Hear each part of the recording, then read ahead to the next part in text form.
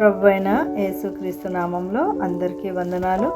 ఈరోజు మనం VBS మొట్టమొదటిగా భారతదేశంలో ప్రారంభించిన అమెరికన్ మిషనరీల గురించి తెలుసుకుందాం.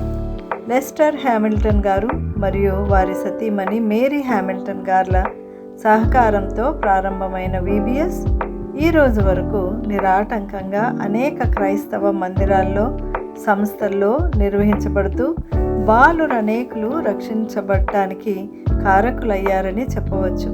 లెస్టర్ గారు 1921 సంవత్సరంలో అమెరికాలోని కెంటక్కీలోను, మేరీ గారు 1923 సంవత్సరంలో అమెరికాలోని స్కైలర్ ఫాల్స్లోను జన్మించారు. వీరిద్దరూ వేద విద్య అభ్యసించడానికి గాను కెంటక్కీలో ఉన్న ఆస్బరీ థియలాజికల్ సెమినరీలో వేద విద్యలో డిగ్రీ చదువుతూ ఉన్నప్పుడు పరిచయమై ఆ తర్వాత వివాహం చేసుకున్నారు. వారు వరల్డ్ గాస్పెల్ మిషన్లో మిషనరీలుగా పనిచేయటానికి గాను దరఖాస్తు చేసుకోవడానికి ప్రేరేపించబడగా వారిలో ఉన్నటువంటి కోరికను, హృదయాభిలాషను ఎరిగిన దేవుడు ఆ సంస్థ ద్వారా వారు 1951 సంవత్సరంలో భారతదేశానికి రావడానికి దేవుడు సహాయం చేశారు. వారిరువురు నిన్ను ఏమాత్రమును విడువను, నిన్ను ఎన్నడను ఎడబాయను అని హెబ్రీయులకు రాసిన పత్రిక 13 రాయబడిన వాక్యం ద్వారా బలపరచబడి భారతదేశానికి వచ్చినట్లు తరచూ చెప్పేవారు. వారు భారతదేశానికి వచ్చి ఏమి చేయబోతున్నారో వారికి తెలియదు. వారి ద్వారా సువార్త లెక్కలేనంత మంది పిల్లలకు అందించబడుతుందని కానీ, దశాబ్దాలుగా కొనసాగే VBS కోసం ఒక ఉద్యమాన్ని నడిపించబోతున్నారని కానీ వారికి తెలియదు. అయితే దేవుని యొక్క ప్రణాళిక ప్రతి మనిషి పట్ల ఉందని వీరి యొక్క జీవితాన్ని బట్టి రుజువు చేయబడుతూ ఉంది. వారి భవిష్యత్తు నెరిగిన దేవుడు రోమా పత్రిక 8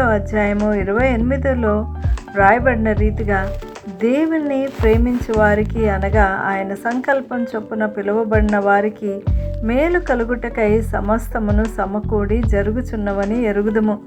ఈ వాక్యం యొక్క నెరవేర్పుకి వారి జీవితమే రుజువుగా ఉన్నది. వారిరువురు భారతదేశానికి వచ్చిన తర్వాత 1937 సంవత్సరంలో స్థాపించబడిన సౌత్ ఇండియా బిబ్లికల్ సెమినరీలో పరిచర్య మొదలుపెట్టారు. ఆ సెమినరీలో అనేక సబ్జెక్టులు బోధిస్తూ వచ్చారు. అంతేకాకుండా విద్యార్థులను మిషనరీ ట్రిప్స్కి తీసుకొని వెళ్తూ విద్యార్థులతో పాటు వారు అనేక గ్రామాలు సందర్శించేవారు. విద్యార్థులకు సువార్తను ఏ విధంగా బోధించాలో మార్గదర్శకం చేసేవారు. మేరీ గారు 3 పిల్లలతో ఒక గృహిణిగా, ఒక హోస్టెస్గా, సలహాదారుగా, క్రైస్తవ విద్యలో నిపుణత కలిగిన ఉపాధ్యాయురాలుగా పనిచేశారు. సౌత్ ఇండియా బిబ్లికల్ సెమినరీలో శిక్షణ పొందుతూ ఉన్న విద్యార్థులు దేవునిలో బలపడుతూ అనేక మంది బాలికలను చేరుకోవటానికి ఒక మార్గం కోసం వెతకటం ప్రారంభించారు. అలాంటి అద్భుతమైనటువంటి సమయంలో మేరీ లెస్లర్ గార్ల సహాయంతో VBS భారతదేశంలో స్థాపించబడింది. 1952 సంవత్సరంలో మొదటి VBS కార్యక్రమం 75 మంది పిల్లలతో జరిగింది. లెస్లర్ గారి యొక్క పాత్ర VBS నిర్వహించడంలో ఎంతైనా హర్షదాయకం. వారు పాఠ్య ప్రణాళిక రూపొందించడంలోనూ, కొంతమంది విద్యార్థులకు అంతేకాకుండా నాయకులకు శిక్షణనిస్తూ వారిని ఉపాధ్యాయులుగా తీర్చిదిద్దే విషయంలోనూ గణనీయమైన పాత్రను పోషించారు. అట్టి రీతిగా సువార్తను వ్యాపిస్తూ కర్ణాటకలో ఉన్న బంగార్పేటను హెడ్ క్వార్టర్స్గా మార్చారు. బెంగళూరులో లెస్లర్ గారు VBS సెంటర్లు, అంతేకాకుండా సువార్త నిమిత్తం భవనాలు కూడా నిర్మించారు.